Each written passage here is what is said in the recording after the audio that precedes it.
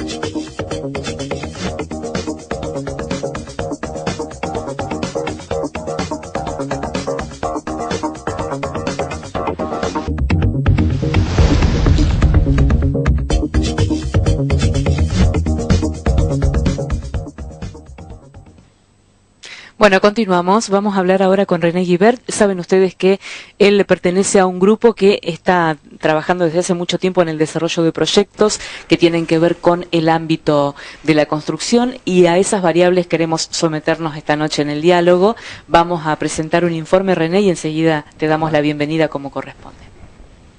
En enero había 368.826 trabajadores, según el último informe del Instituto de Estadística y Registro de la Actividad de la Industria de la Construcción. Los números muestran que hubo una caída de 59.807 puestos desde septiembre. Desde el gobierno señalaron que la primera tarea es revisar lo que se hizo en el pasado y pagar lo que corresponda. Se canceló un 30% de los certificados impagos por 4.484 millones millones de pesos, dando prioridad a lo que estaba más retrasado. Vialidad Nacional heredó una deuda con empresas por 13.888 millones de pesos, equivalentes a 6 meses y medio del presupuesto anual total de 2015. El miércoles, el INDEC retomó la publicación del índice de costos de la construcción e informó una suba del 4,8% en el primer bimestre. También, indican los constructores, se frenó el efecto positivo del plan Procrear y ahora se está a la espera del impacto del crédito del hipotecario, del Central y de Banco Nación para particulares y desarrolladores. Bueno, aquí estamos con René Guibert, como lo decíamos. Buenas noches, bienvenido de nuevo. Ese informe describe una situación nada alentadora para el contexto económico y especialmente para la construcción. ¿Cuál es el impacto que ustedes han vivido en la ciudad, en la región, porque también están, digamos, desarrollando actividades en la zona de influencia? Lamentablemente, lo que refiere a la baja en los puestos de trabajo, fundamentalmente son por la obra pública, que se ha paralizado desde el último cuatrimestre del año pasado. Eso es una cuestión que impacta, porque ocupa mucha mano de obra.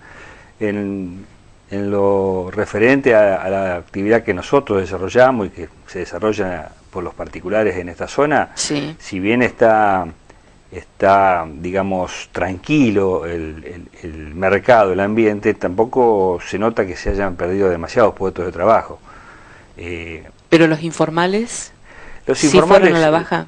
Nosotros, o sea, no conocemos mucho sobre ese tema, pero nosotros, por ejemplo, no estamos con baja de personal, al contrario. Estamos con muchas obras en marcha que estamos desarrollando, que ya venían desde los años anteriores, y estamos encarando nuevos proyectos que estamos por lanzar dentro de muy poco tiempo. Estamos por comenzar una obra muy grande en Sunchales, de un edificio de 32 departamentos. Estamos por lanzar un proyecto grande aquí en Esperanza. Y aparte han aparecido en estos últimos días, podríamos decir, este último mes, indicios de gente que va a hacer inversiones. Nos han consultado por cotización de precios, de proyectos también importantes, no fuera de la ciudad, ¿no es cierto? Pero bueno, es como que... ¿Y esa consulta está atada a la cautela o exacto, o a la expectativa? Hay expectativas de que, digamos, de que el futuro va a ser bueno, que se va a reactivar la economía, que yo creo que un poco estos primeros meses, más allá de toda la cuestión de la problemática de la política económica, cómo se ha encarado y demás, yo creo que todos están un poco midiendo y analizando y viendo para cómo vamos a arrancar, porque el argentino en general es emprendedor, o sea, es como que estamos estudiando el panorama, pero vamos a arrancar. Si este país va a arrancar de nuevo, y porque somos, como te decía, emprendedores, y creo que le vamos a buscar la vuelta para salir adelante. ¿Qué motivó la baja? ¿El cambio de gobierno, la suba de los precios? Habían una serie de factores, y nosotros hace varios años que, digamos, que la actividad no viene en un nivel alto, veníamos trabajando, ¿no es cierto? Pero claro, hay que destacar que 2015 fue especial, un poco la obra pública tuvo cierta ebullición, claro, casi como nunca en los últimos años, ¿no? Sí, para los privados, así, en el caso de nuestra institución, es decir, no veníamos con una gran, porque también en realidad, así, hay muchos sectores de la economía, que no es de ahora, sino que de hace varios años, vienen quedando fuera del mercado de la construcción, es decir, de poder acceder a su vivienda, a un terreno, sí, está muy complejizado eso. Sí, esa gente necesita sí o sí de tener financiamiento a largo plazo y buen financiamiento, porque con los ingresos que tienen no tiene otra posibilidad, o sea, hoy, y no es de hoy, sino podemos decir de hace bastante tiempo o años, un empleado con un sueldo, hasta con 2 sueldos en la familia, no es posible por ahí adquirir un terreno y luego construirse esa casa. Más allá de los Procrear, que en su momento eran importantes, eran buenos, pero también se fueron quedando desactualizados con la inflación. Sí, sí. La inflación siempre, nosotros lo venimos diciendo, es el gran problema que tiene el país, y más para el sector de la construcción. Porque ¿cuánto subieron los precios en la construcción? ¿Una bolsa de cemento, una varilla de hierro? Los precios han aumentado a medida que la inflación, lo que le da la inflación anual es lo que aumentan los precios de todo. O sea, no quedan retrasados esos precios. Sí, cuando hubo un 30% en el año de inflación, el 30% aumentó la construcción. Estuvo ahí reflejado. El año pasado aumentó un 32% la construcción. 6% de la actividad puede haber movido el Procrear. ¿Cuánto? 6% de toda la actividad de construcción. Sí, es importante. Es importante, no tanto, no se vio tanto acá, pero sí fue una operatoria importante. ¿Y esa ya ha quedado en el olvido? Nosotros estamos trabajando todavía con Procrear, que venían, ¿no es cierto?, de otorgados, y estamos trabajando todavía con obras de Procrear. ¿Y vienen los créditos hipotecarios nuevamente? ¿Ustedes tienen alguna novedad? ¿Se han interesado? Hay anuncios, inclusive estuvimos viendo algunas cuestiones en banco, pero es como, o sea, algunos, los de Banco Nación van a estar a partir de junio. Exacto. Y para desarrolladores en particular están los de Banco Nación. No, ¿no? Hay dos alternativas. Hay dos alternativas. Es decir, nosotros para nosotros lo mejor es que haya créditos para los particulares, porque es una forma de motorizar toda la construcción y todos los rubros. Y siempre decimos que cuando el dinero llega más cerca de la gente, digamos, es cuando mejor se administra. Esto es así. Si el crédito lo toma el que va a hacer su casa, obviamente, es el que mejor lo va a administrar. Con los bloqueados hacían cosas increíbles, porque el dinero que recibían por esos préstamos no era una cifra, también era una cifra importante, pero en función de lo que construían era una cifra que era una parte, y sin embargo lo hicieron rendir al máximo. No sé si va a seguir, está por lo menos suspendida esa operatoria. Sí, también está bajo la lupa por el sistema, por los sorteos. De todas formas, bueno, es necesario el crédito para la vivienda. Cualquier tipo de crédito bienvenido va a ser.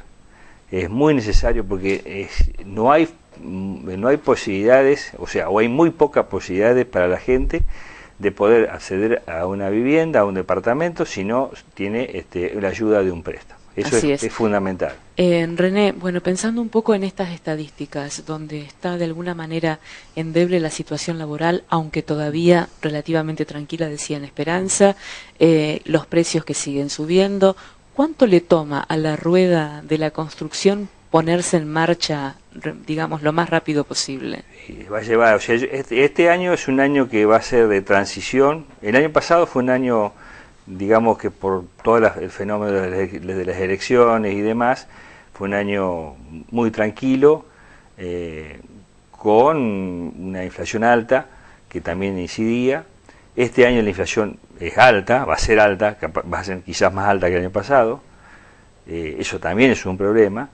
Y yo creo que el año tenemos muchas expectativas que hacia el segundo semestre, hacia adelante, más que el segundo, sería al tercer cuatrimestre, empecemos a empezar a generar cosas y a empezar a darle formas a cosas, como para estar preparados para poder empezar a trabajar recién contra el fin de año, el año que viene. Sí, a trabajar en nuevos proyectos, en nuevas cosas. ¿Y los que están consultando hoy, quiénes son? ¿Quiénes tienen dinero para invertir en construcción? Generalmente, el asalariado está complicado, como te decía. Sí, pero por ejemplo este proyecto importante de Sunchales. Bueno, eso es un proyecto de un edificio en altura que nosotros vamos a lanzar. ¿Por fideicomiso? No, lo lanza la cooperativa. Sí. Asociado con algunos inversores. Emprendedores, no inversores, emprendedores que nos van a ayudar a desarrollar el proyecto, pero de todas formas eso se hace con aportes de los asociados de la cooperativa. Es decir, nosotros tenemos abierto las inscripciones y la gente se adhiere a los proyectos. En estos momentos se está habiendo consultas que hacía varios meses, te diría y desde el año pasado que había muy poca, ahora bastante consultas, bastante, la gente empieza a averiguar de nuevo. Por supuesto, también es cierto, es decir, hoy los precios han cambiado de tal manera que es importante los cambios que hay. Y nosotros tenemos la virtud de tener un sistema limpio, transparente y conocido, de forma tal que la gente le decimos desde el primer día cómo son las condiciones, y tiene un sistema conocido y que no se cambia, y que le da una pauta de certeza al asociado, de saber cuánto debe, cuándo empieza, y saber, y poder seguir la evolución, porque nosotros siempre el sistema se ajusta por el costo de la construcción que publica el INDEC. Entonces es un sistema conocido, pero no hay otra sorpresa, y el sistema eso ayuda mucho, porque ayuda mucho al asociado. Usted hablaba de las expectativas y decía que en realidad tarde o temprano va a volver a trabajarse con mucha actividad en el sector, y lo que interesaría saber es qué opinión tiene sobre el rumbo y las políticas que están destinadas al sector de la construcción. ¿Ve un rumbo claro o no todavía? Y todavía sí, lo que se ve son muchos anuncios. Estamos, o sea, hoy por hoy lo que ocurrió en nuevas gestiones, que se trató de transparentar algunas cuestiones, de sincerar otras, de asumir lo que no se asumía en su momento y que se venía escondiendo, o que se venía pateando para adelante, o que en algún momento iba a salir. Bueno, este gobierno tomó el compromiso desde el día que asumió de transparentar todo. De repente también es brutal, ¿no es cierto? Porque es brutal el sinceramiento de la economía, como se está dando. También es real, pero bueno, tendrá que... Ahora se está viendo inclusive que algunas cosas tienen que retroceder, se van a tener que acomodar para llegar al punto de equilibrio, y ver, o sea, también hay un montón de medidas que se han dado, que todavía no son muy conocidas, todavía están implementándose en cuanto a lo social, para que de nuevo se empiece a generar el círculo virtuoso, ¿no es cierto? Nosotros nosotros en esta zona tenemos un problema adicional, que fue el tema hídrico. El tema hídrico, que nos mató la cosecha, nos mató todo el sector lechero, y bueno, es una complicación, sí, adicional. Pero bueno, creo que, o sea, tengo expectativas en cuanto a uno ve algunas cosas que tiene que empezar a caminar la cosa. Lo que peor nos puede pasar, que todos nos deprimamos y caigamos en ese pozo donde se niega todo. Si hay que tener expectativas favorables, hay que ser emprendedores, hay que estar preparándose, porque la economía en este país tiene que de nuevo mejorar. Lo que sí sería bueno, que de una vez por todas tengamos un proyecto económico, o sea, de país, y un proyecto económico que permita más certezas, que tenga certeza, que sea serio, que sea abarcativo, que comprenda todos los sectores. Pero también está claro, y el gobierno lo sabe y todos lo sabemos: si no generamos riqueza no podemos hacer nada. Si no podemos trabajar en lo social, no podemos contener lo social, no podemos mejorar lo social si no tenemos, por otro lado, generación de riquezas. Es decir, necesitamos la generación de riqueza, necesitamos poner el aparato productivo en marcha, necesitamos tener la actividad produciendo. Esta es la realidad. Para poder atender todo lo otro se necesita primero esto. Exacto. Si no lo otro sale de una máquina de imprimir. Y que lo pagamos después con inflación. Y lo pagamos con inflación. Es así. No hay Muchas gracias, René. Gracias a usted. Enseguida volvemos.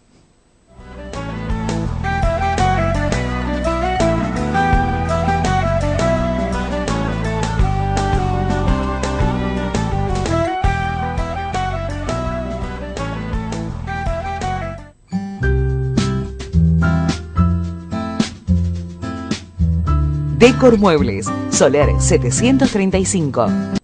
Ferma, 53 años construyendo, en evolución constante para responder a la diversificada demanda en edificios metálicos y rubros como la minería y la energía eléctrica. Ferma, Sistemas Constructivos, un emprendimiento esperancino que desarrolla soluciones tecnológicas en acero.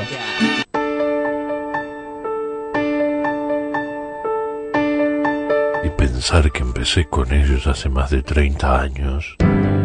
El paso del tiempo acrecienta la confianza en aquellos que siempre estuvieron junto a nosotros, con quienes construimos nuestro futuro, con aquellos que llegan a ser casi parte de nuestra familia. El tiempo pasa, la confianza crece. GIE, Movimiento de Suelo y Hormigón Elaborado. Apoyamos el crecimiento de la región con capacidad, trabajo y moderna tecnología. Sociedad Anónima Lito Gonela e Hijo es la empresa líder en la fabricación de calderas, tanques y equipos petroleros. Carnave, productos frescos todos los días, de la granja a tu mesa con las mejores ofertas. En Carnave aceptamos tarjetas sociales y todos los días descuentos especiales con las tarjetas del Banco Macro, Santa Fe y Nación. Carnave, el sabor de la calidad.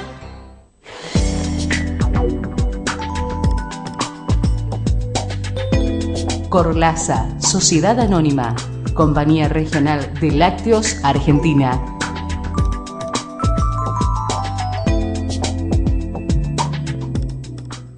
Banchio Inmobiliaria, 46 años tasando, vendiendo, alquilando, seriedad en ventas, puntualidad en pagos de alquileres. Banchio Inmobiliaria, la seguridad que da la experiencia.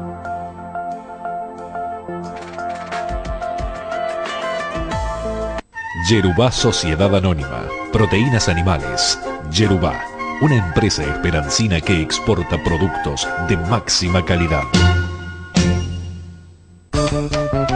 El 19 de junio estaremos festejando el Día de la Bandera y el Día del Padre junto a nuestros compañeros trabajadores rurales. Se llevará a cabo una cena con buffet a beneficio de escuelas. Confirmar asistencia a la seccional 917, Castelli 1855 o al teléfono 428-420.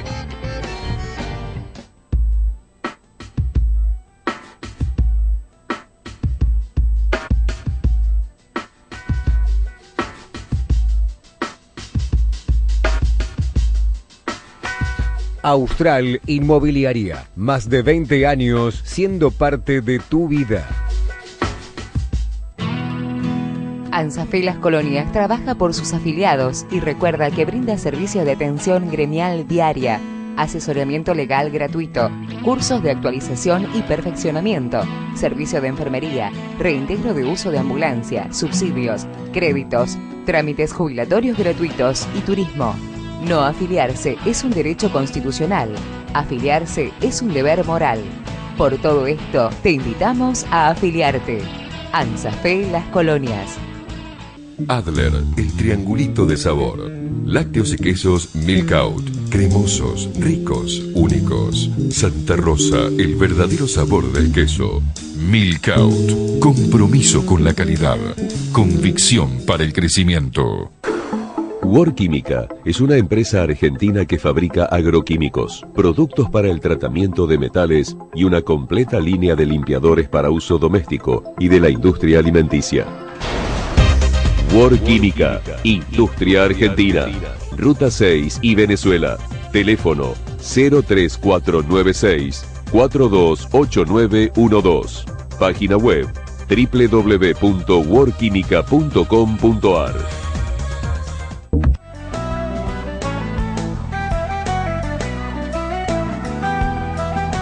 Faustino Berni, representante de ANSAFE, buenas noches. ¿Qué tal? Buenas noches, Ani. Gracias por venir, No, agradecido de estar acá. Informe, vamos a verlo.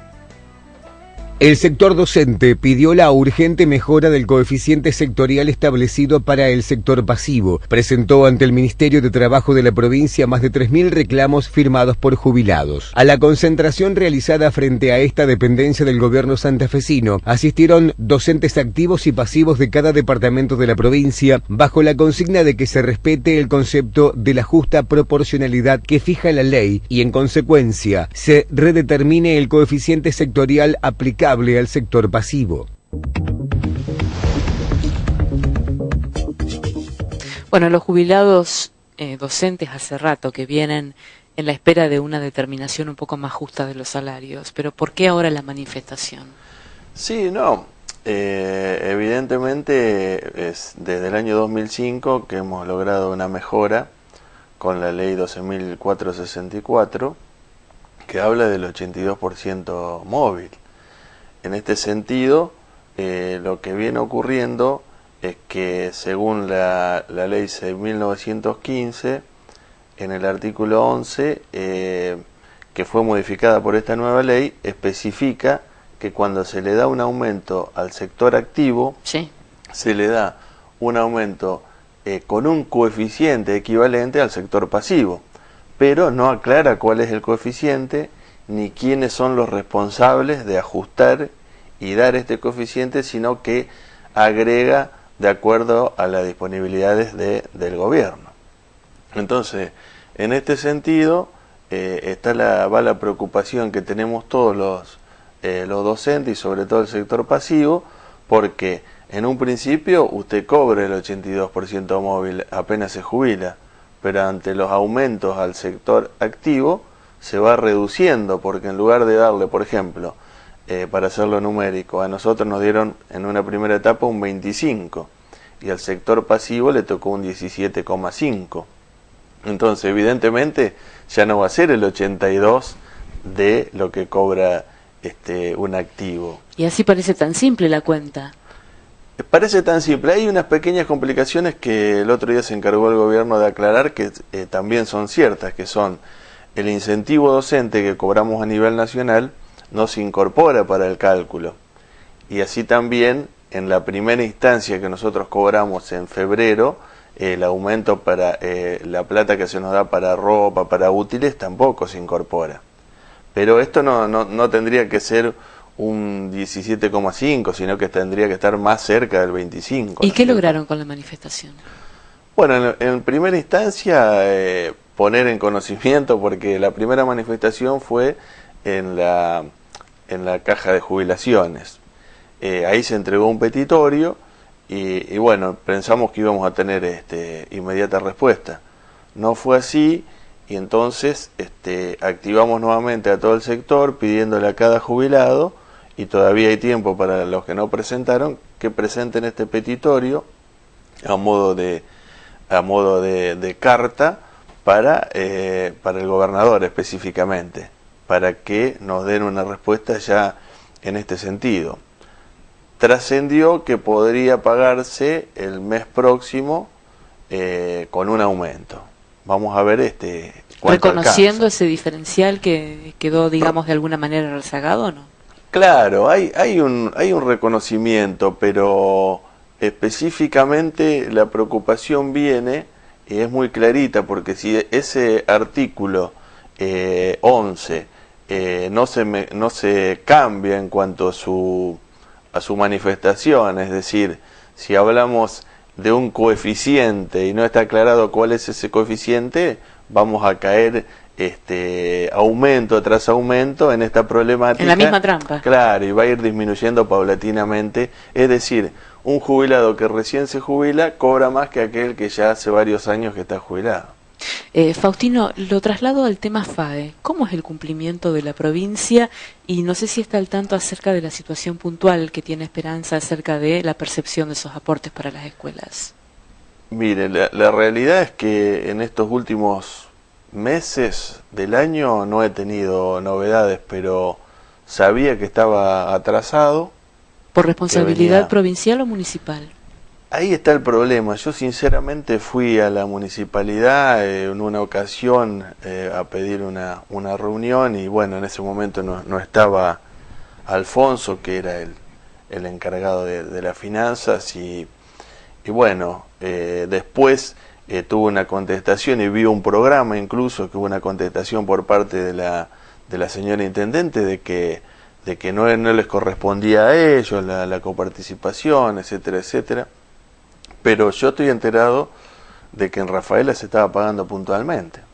¿En todos los establecimientos? En todos los establecimientos, así que sinceramente le tengo que decir que debo ir nuevamente a informarme porque ha pasado el tiempo y no he tenido novedad. ¿Y ese pago que se estaba dando, por ejemplo, en Rafaela, fue durante este año o el año pasado? También tengo novedades hasta principio de año. Hace un par de meses esta parte no tengo novedades, se lo puedo averiguar y en un sería próximo importante programa conocerlo, o en una ¿no? nota. Sí. ¿Los directores se quejan habitualmente al gremio por estas situaciones o no son temas que lleguen a ustedes? Últimamente no, pero por eso le digo, estos últimos 2 meses prácticamente no he tenido repercusiones del tema, pero a principio de año sí, y bien empezado el año, digamos, y a fin del año pasado sí hubo quejas. Faustino, una vez el año pasado, o el anteaño, si mal no recuerdo, hablamos con usted sobre el tema de las evaluaciones, el tipo de puntajes, la idea de estigmatizar o no a través de las notas, y Buenos Aires, que había generado esa enorme polémica, volvió atrás con aquella medida para volver efectivamente al sistema de notas que tenía anteriormente. Santa Fe, usted había reconocido que, si bien no ponía digamos, en ninguna cartilla, ni expresaba abiertamente que era desaconsejado quizás poner notas demasiado bajas o hacer repetir, estaba dentro de esa misma sintonía. ¿Hacia dónde vamos ahora en ese sentido? También, últimamente, no hemos tenido cambios en ese tipo de evaluaciones. En cuanto a la calificación, tampoco hemos tenido cambios nosotros a nivel provincial, no hemos sufrido este cambio, por eso todavía tampoco hubo reuniones en tal sentido, porque estamos escuchando lo que sucede en Buenos Aires, pero todavía no se ha trasladado a nuestra provincia. ¿Y sobre las pruebas PISA tienen alguna novedad? En realidad no tenemos novedad. El gremio sí lo que quiere hacer es evaluar bien de qué se trata, qué es lo que se va a evaluar, sobre todo en el perfil, en lo que es el perfil docente. Es decir, nosotros no queremos negarnos una evaluación, pero en ese sentido entendemos que ya con los años que hicimos el profesorado estaríamos en condiciones de dar clases, no tendríamos que ser evaluados, ¿no? Pero ¿usted cree que va por ahí, digamos, el nuevo encauzamiento de la situación? Sí, que están apuntando a evaluar todo, a hacer una evaluación docente, y que podría llegar a caer en lo que es también, en lo que se utiliza en algunos países con la remuneración, afectando la remuneración. Pero obviamente para haber una evaluación también tiene que haber una preparación, o sea, tiene que haber cursos, tiene que haber sistemas de capacitación y perfeccionamiento permanente. Al haber ese sistema, puede llegar en algún momento a producirse. ¿Y los gremios estarían evaluación. dispuestos a permitir semejante situación? Nosotros vamos a pelear para que, digamos, fundamentalmente se evalúe, digamos, de alguna manera que se evalúe el resultado, pero que no se evalúe a un docente como si se están evaluando a un alumno. Es decir, entendemos que el docente ya hizo su estudio, hizo su preparación, y bueno, no pretendemos ponerlo a prueba en ese sentido, sino que las evaluaciones también están los directivos, los supervisores, que evalúan la clase que da el docente. Y bueno, de alguna manera nosotros lo que vamos a hacer es trabajar para que, si llega a haber una evaluación, que sea justa, es decir, que tenga la preparación y la preparación anterior, es decir, que el docente también pueda tener clase y perfeccionarse y fuera del horario de clase, ¿no? Es decir, de alguna manera que sea contemplado en su salario. Y si pongo este ejemplo, partiendo del piso salarial que tiene actualmente el docente, esas evaluaciones estuvieran de alguna manera relacionadas a un resultado económico también superior de acuerdo al resultado positivo que pueda llegar a tener la evaluación, ¿no sería interesante? Y nosotros, sinceramente, eso puede ser una opinión mía, yo te puedo dar una opinión, que si estaría bien o estaría mal. Nosotros gremialmente siempre como bien se sabe, nosotros lo sometemos a asamblea, sí. Vamos a hacer un debate, vamos a hacer un consenso y vamos a ir viendo qué es lo que se puede, qué es lo mejor para el sector. Obviamente. ¿Está en debate o no esto? Dentro de ustedes, de las inquietudes de ustedes. Dentro de nosotros se suena de oído y está sonando, o sea, se están haciendo, digamos, los primeros... es decir, ¿ustedes ya tienen alguna mesa de trabajo donde prevean tratar el tema?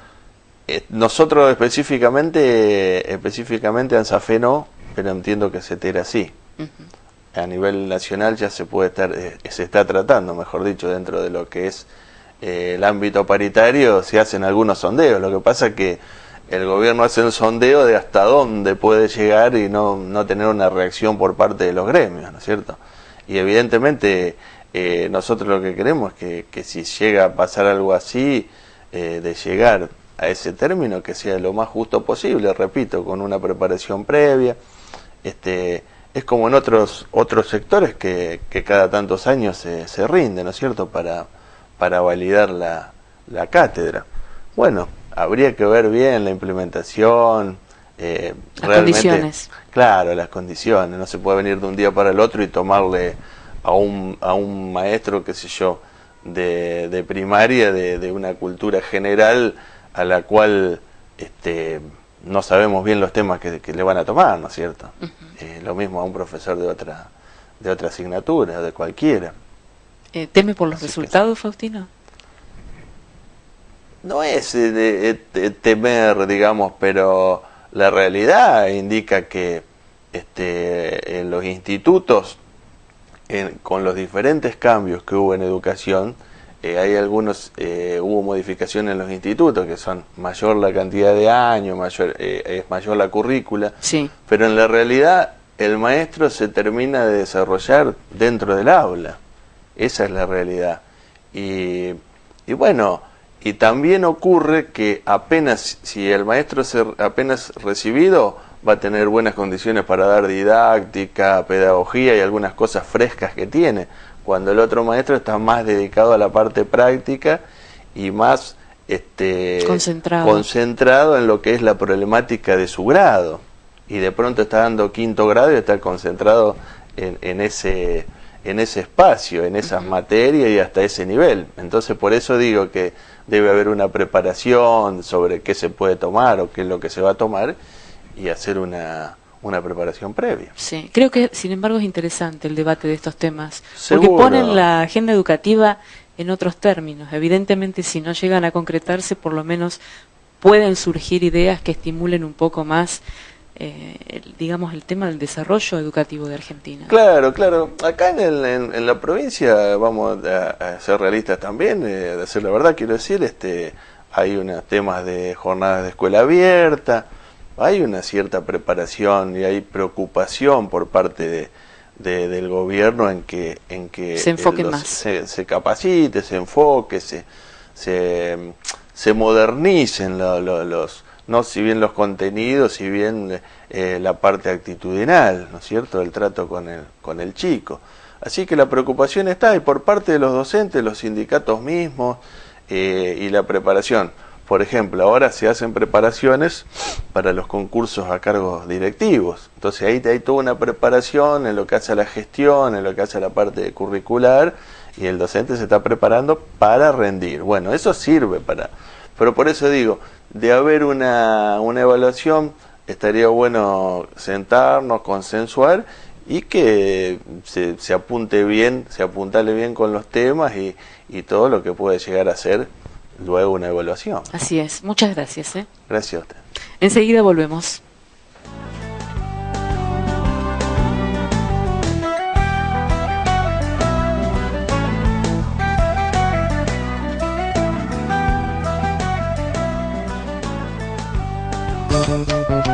El 19 de junio estaremos festejando el Día de la Bandera y el Día del Padre junto a nuestros compañeros trabajadores rurales. Se llevará a cabo una cena con buffet a beneficio de escuelas. Confirmar asistencia a la seccional 917, Castelli 1855 o al teléfono 428-420. ¿Hace falta que te diga que me muero por tener un préstamo contigo?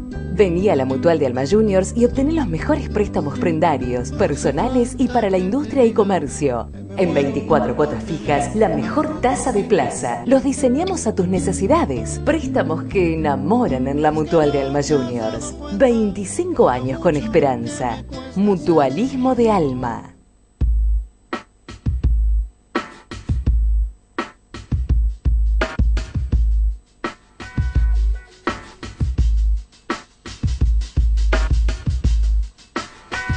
Austral Inmobiliaria, más de 20 años siendo parte de tu vida. SICA, Metalúrgica Argentina, exhibe hoy con orgullo una etapa de consolidación técnica y empresaria que garantiza el crecimiento para responder día a día a los desafíos de la última tecnología. Una empresa de calidad al servicio de los requerimientos de la industria del gas, el petróleo y la química. Con la firme convicción de acompañar y representar a los trabajadores en la defensa de los derechos laborales y sociales. Nuevos servicios a través de la Mutual del SOIC, que propone más beneficios a sus afiliados. Primero el trabajador. Primero, Sindicato Obrero de la Industria del Cuero de Esperanza.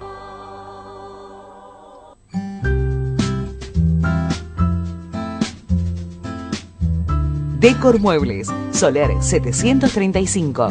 Desde hace 10 años, realizamos trabajos de excavaciones y movimientos de suelos con equipos pesados propios y de última generación. Contamos con el equipamiento, el personal, la experiencia y un nivel de excelencia para la realización de urbanizaciones, apertura de caminos y nivelación de terrenos, obras civiles y viales. Por todo esto, somos la opción preferida de las empresas más importantes.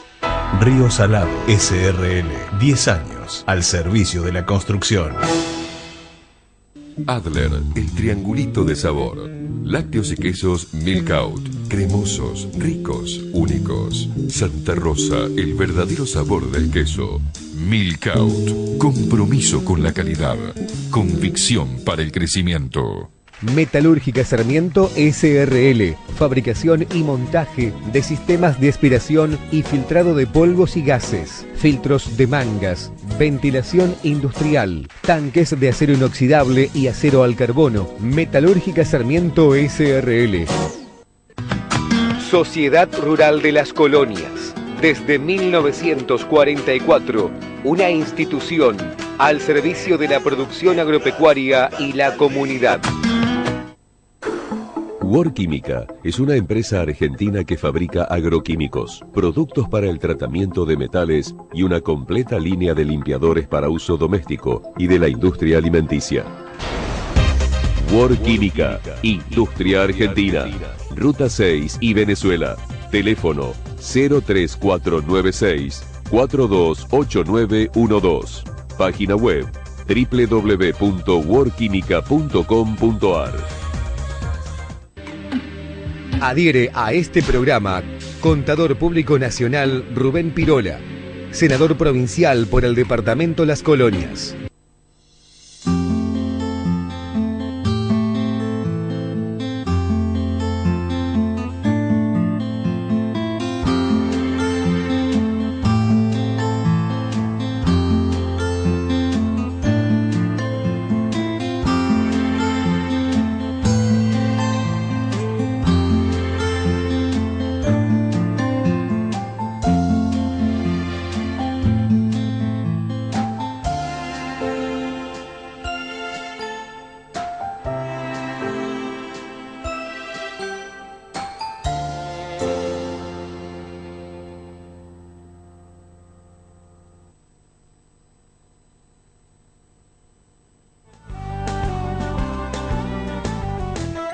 Bueno, aquí estamos con el ingeniero civil Gerardo Sanguinetti.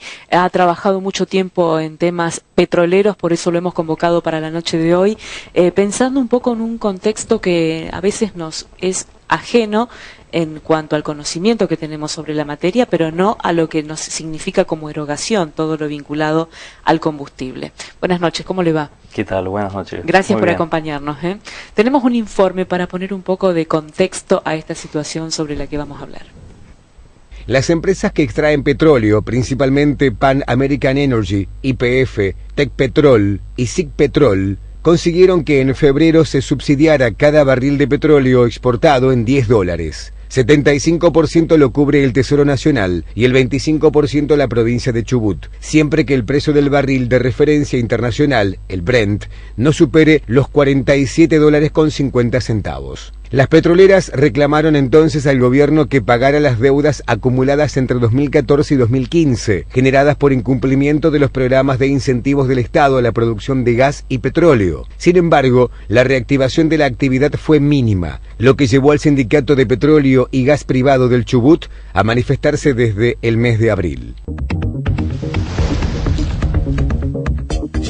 Y ahí estamos, pensando que tenemos que consumir cada vez más caro, con un incremento acumulado del 30% este año, más 8 incrementos que sufrimos el año pasado, y en un contexto en el que no se nos explica muy bien por qué seguimos pagando más cuando en el mundo el petróleo baja.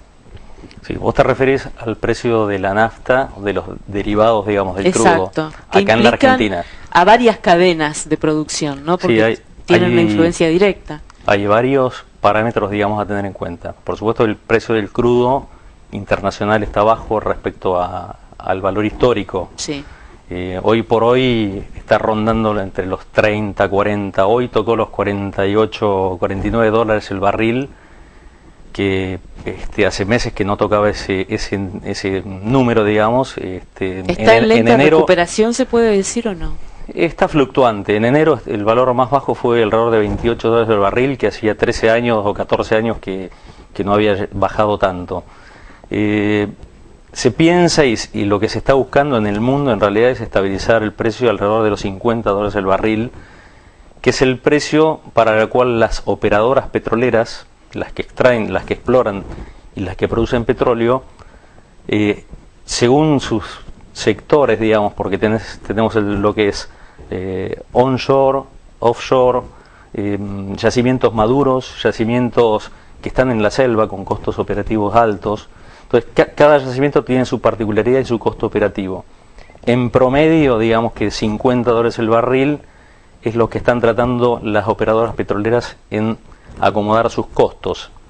Hace un par de años atrás ese número estaba alrededor de los 70 dólares el barril, como para decir, podemos funcionar. Hoy la realidad es que hay una sobreoferta de petróleo en el mundo, con lo cual una disminución en el crecimiento de la economía global.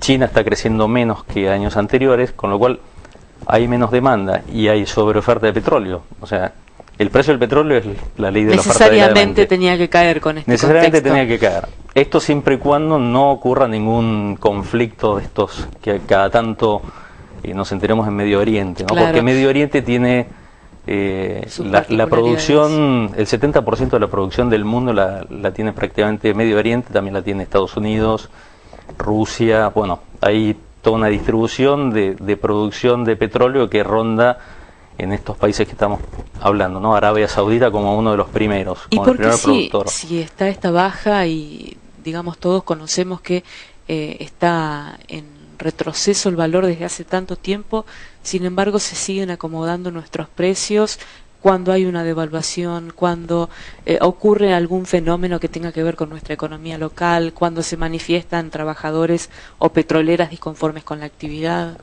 Bueno, por eso, teniendo el contexto, digamos, a nivel mundial de lo que ocurre en la industria petrolera, en la industria del petróleo y gas, ocurre algo particular aquí en la Argentina, que es la regulación del precio del petróleo.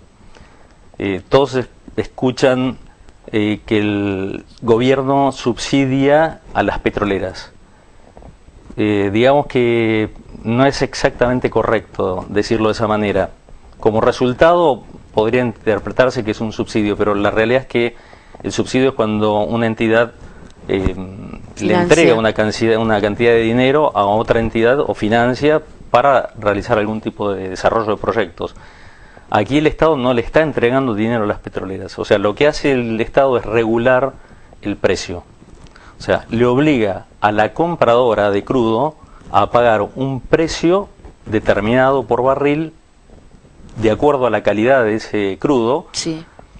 A la compañía, digamos, las refinadoras, que son la parte downstream, digamos, de la industria petrolera. Las refinadoras son las compradoras a las empresas operadoras petroleras, que son las que exploran y producen, las que explotan el petróleo. ¿Y qué beneficio nos trae? Bueno, eso que fue ideado hace algunos años atrás era para fomentar e incentivar las inversiones de las petroleras aquí en la Argentina.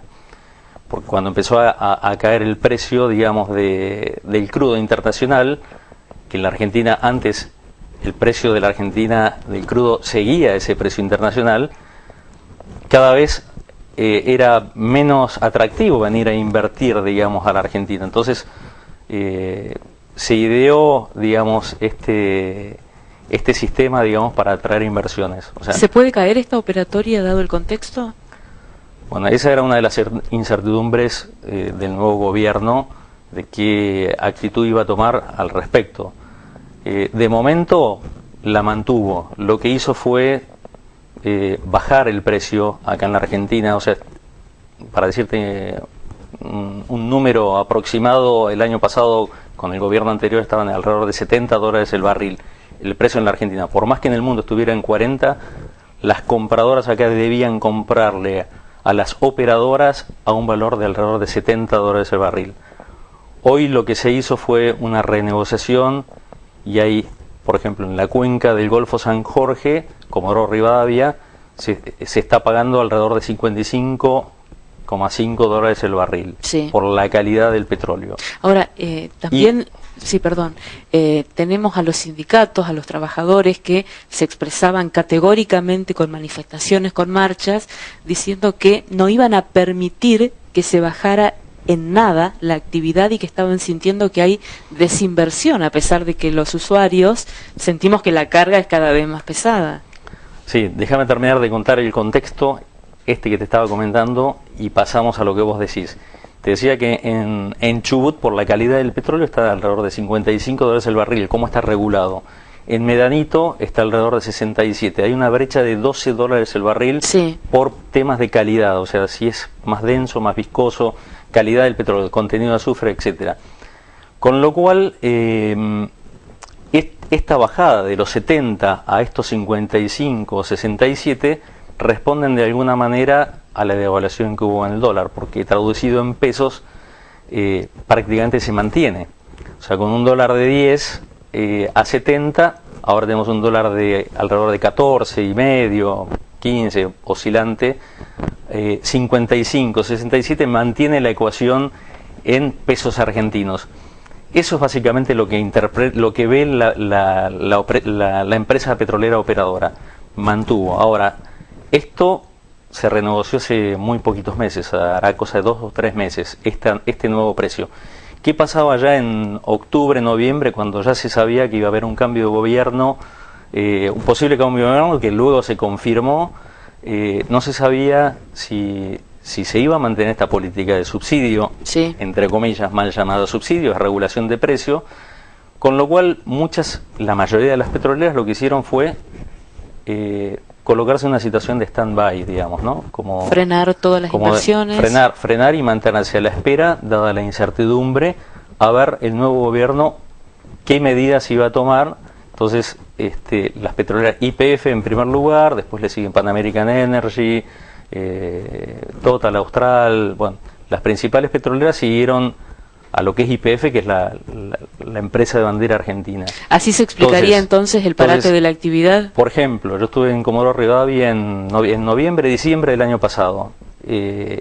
No había prácticamente actividad, porque habían frenado todas las inversiones. Por ejemplo, la perforación de pozos, uno recorre el campo y ve los equipos de perforación, normalmente en esa área, que es muy importante recorrer los campos y se ven las torres de perforación que se está trabajando. Yo cuando estuve en diciembre no había equipos de perforación en el campo.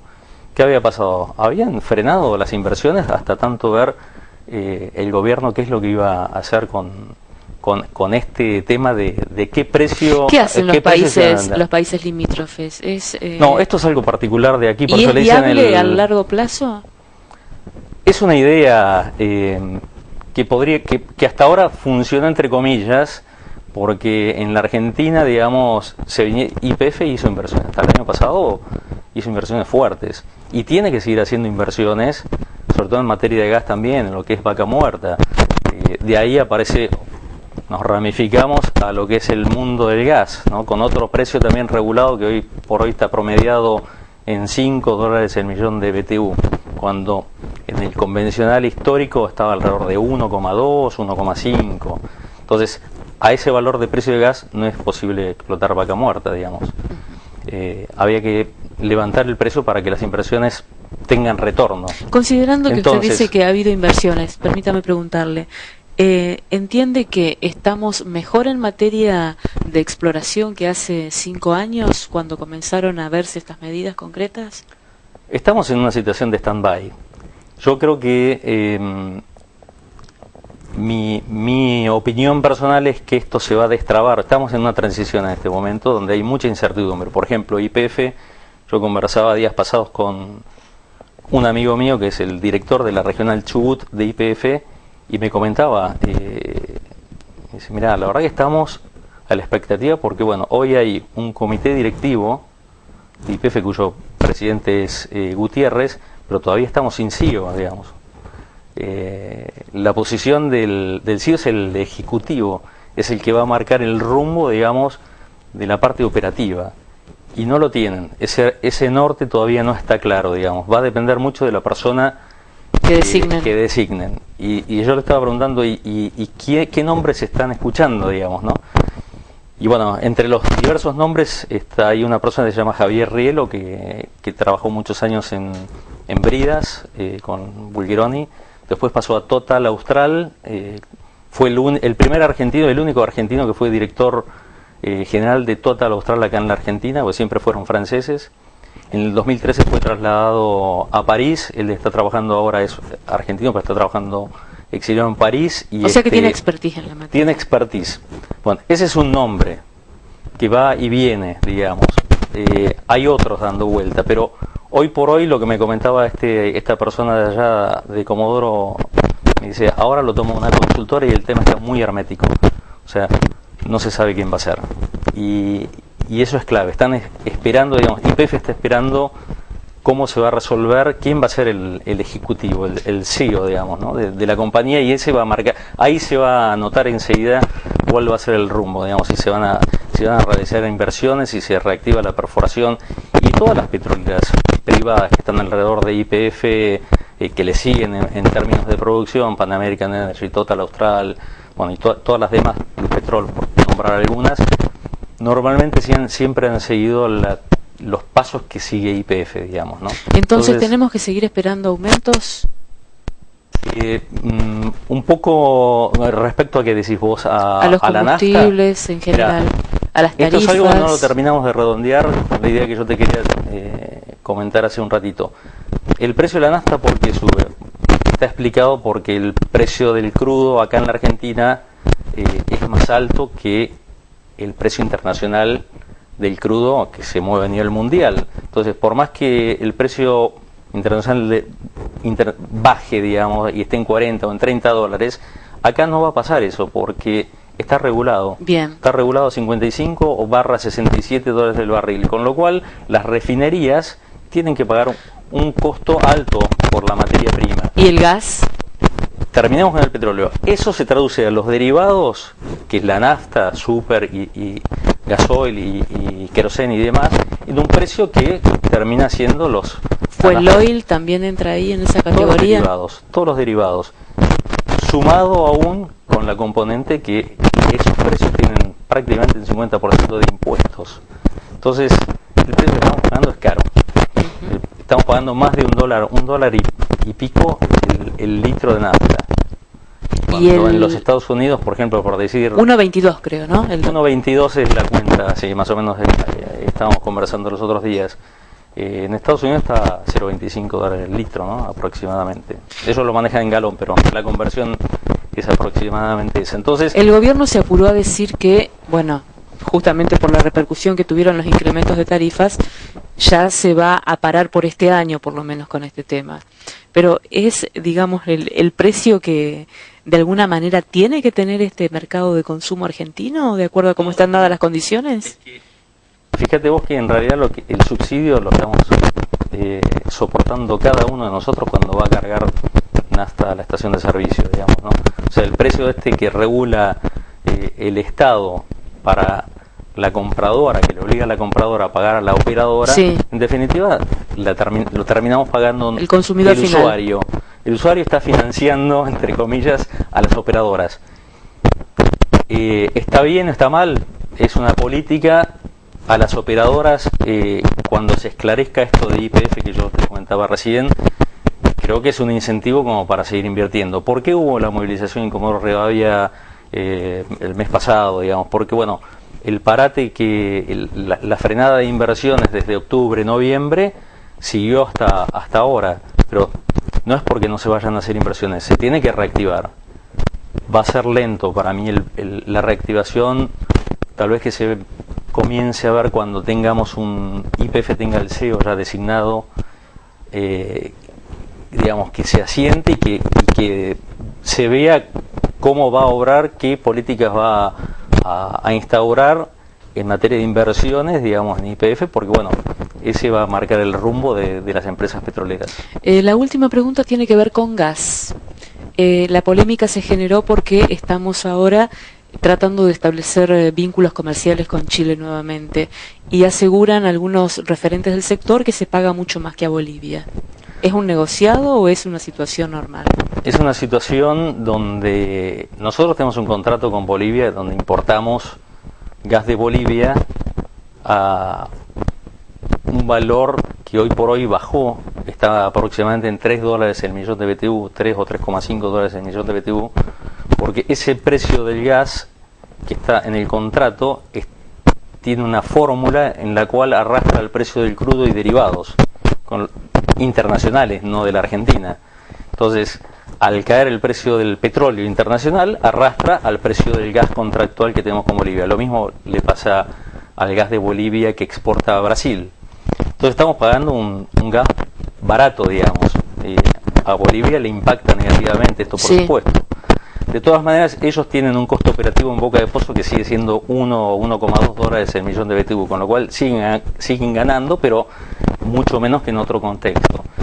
¿Qué sucede? El convenio tiene un compromiso de entrega de alrededor de 20 o 19 millones de estándar metros cúbicos día, y no se está cumpliendo. No se está cumpliendo porque Bolivia deja de haber gas, digamos, para poder cumplir con sus compromisos.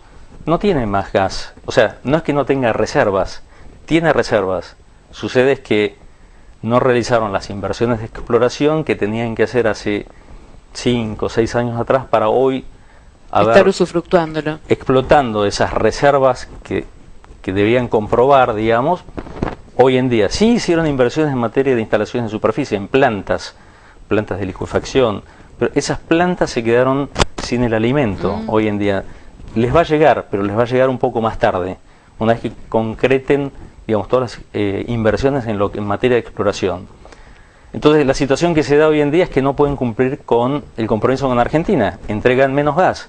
Nosotros necesitamos ese gas porque no nos autoabastecemos en materia de gas. En petróleo prácticamente estamos autoabastecidos, en gas no, y con una diferencia bastante importante. 19, 20 millones de metros cúbicos por día es un número importante. Con lo cual, si nos entregan 16, 15 millones de metros cúbicos por día, tenemos una faltante de 5, 6, 7 millones de metros cúbicos día. ¿De qué manera se comenzó a suplir esa faltante para las usinas termoeléctricas y demás?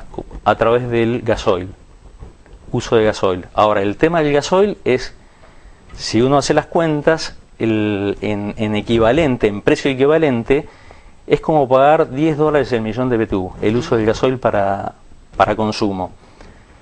¿Qué sucede? Chile no es que produzca cantidades de gas. Chile importa gas de los países asiáticos, de distintas partes del mundo. Tiene una planta de licuefacción bastante importante en Quintero, en Mejillones, y de ahí puede licuefactar, exportar gas. El gas que nos va a exportar Chile, que con este acuerdo que es reciente, digamos, se habla de 3 meses, a partir de mayo, de junio aproximadamente, hasta septiembre, 3-4 meses, por un valor de 95 millones de dólares. Y nos van a exportar alrededor de 5 millones, 5,5 millones de estándar metros cúbicos día para suplir esa carencia. Esa faena. Entonces, y vamos a estar pagando ese gas a 7. Entonces, pero ¿por qué no compramos más a Bolivia? No, es que Bolivia no nos puede dar más, porque no lo tienen. Gasoil es más caro, el equivalente es de $10 el millón de BTU. $7 del millón de BTU tenés una diferencia de 3. Eso implica un ahorro que se estaba hablando, por lo que estaba escuchando ahora en estos días, de alrededor de 45 millones de dólares. Es muy complejo el tema, sí, claro, los números son... Pero bueno, entonces es un negociado, bueno, se trata de hacer buenos negocios, digamos. Yo creo que el gobierno tiene que hacer buenos negocios. Entonces, lo pone en ese contexto. Lo pone en ese contexto, con a su vez un compromiso de Chile de invertir alrededor de entre 200 y 300 millones de dólares en un área que es Magallanes, que la opera también YPF, es un socio, digamos, de esa área, junto con ENAP Cipetrol. ENAP es la empresa estatal de Chile, y está en un contexto sumergido este acuerdo. Además nos van a exportar 200 megawatts de energía eléctrica, o sea, el paquete es complejo, pero en materia de gas es lo que hablamos, en materia de energía eléctrica también, y el compromiso de invertir en este desarrollo de proyecto que se llama Incremental Magallanes, que son 200 millones o 300 millones de dólares, con lo cual, bueno, pareciera que es interesante, ¿no? Muchas gracias, muy amplio el panorama, pero muy claro, muy amable. También muchas gracias a ustedes. El jueves, Dios mediante, nos encontramos a las 21.